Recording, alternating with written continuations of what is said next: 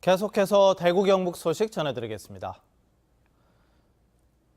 대구와 포항에 오늘까지 14일 연속 열대야가 나타난 가운데 오늘도 불볕더위가 이어지겠습니다. 대구의 오늘 아침 최저기온은 27.9도, 경북은 포항이 29.2, 경산 27, 구미 26.8도를 비롯해 대부분 지역에서 열대야 현상이 나타났습니다. 현재 대구 경북 전 지역에 폭염경보가 내려진 가운데 대구의 오늘 낮 최고 기온이 38도까지 올라갈 것으로 예상됩니다.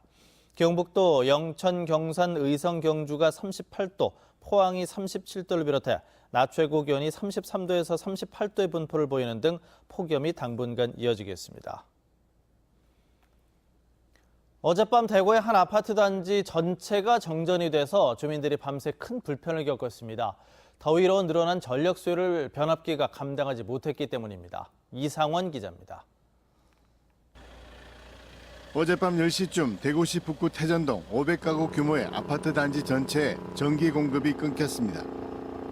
밤낮으로 이어지는 폭염으로 급증한 전기 수요를 감당하지 못해 낡은 변압기 한 대가 고장난 겁니다. 더워서 날씨가 많이 더워 있게요. 전기가 증가해가지고 그런 거라고 보시면 돼요. 에어컨, 선풍기, 냉장고 할 것 없이 전자제품이 모두 작동을 멈추면서 주민들은 큰 불편을 겪었습니다. 저희 아파트는 이제 노인들도 많고 어린애들도 많은데 지금 밤에 이제 안 그래도 열대야 때문에 잠을 못 주무시는데 노인들 잠을 못 주무시죠. 더워서 애들이 내일 학교도 가야 되는데 지금 잠을 못 자고 있으니까 그게 제일 걱정스러워요. 변압기는 아파트 자체 설비로 늦은 밤에 대체할 제품을 구하기가 쉽지 않아 정전된 지 4시간을 훌쩍 넘긴 새벽 2시 40분에야 전기 공급이 정상화됐습니다. 폭염이 열흘 이상 이어지면서 급증하는 전력 수요를 감당하지 못해 변압기 고장 사고가 잇따르고 있습니다. 당장 고치기도 쉽지 않고 새 제품으로 바꾸는데도 많은 돈이 들기 때문에 장기화되는 폭염 속에 대책 마련이 시급한 실정입니다. MBC 뉴스 이상원입니다.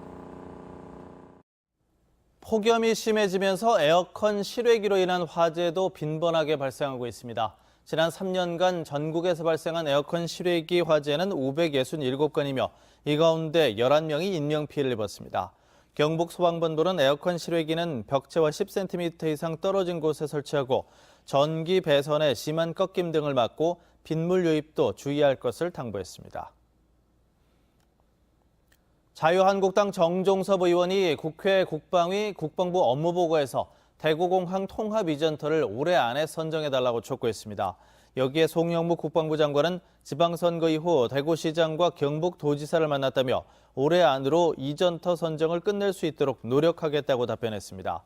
현재 대구시는 대구공항 통합 이전 주변 지역 지원 계획을 세우고 있는데 지원 계획이 이전사업지원위원회의 심의를 통과하면 주민투표 등을 거쳐 이전터가 확정됩니다.